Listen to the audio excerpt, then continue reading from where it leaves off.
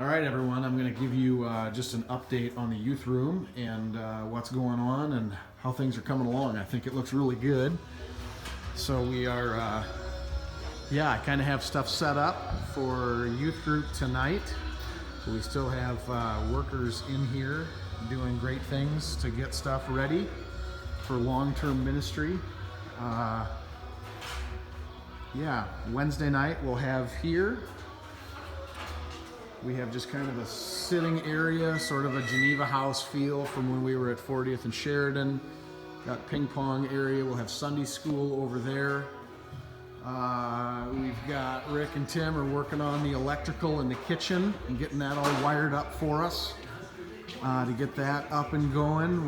We've got a drop ceiling that's getting ready. Once the lights and all that stuff are in, we'll put that in. John's working on painting and getting that all straightened out for us. Looking at doing some stage work potentially. But yeah, that's the youth room. So things are hopping. We'll see you guys tonight.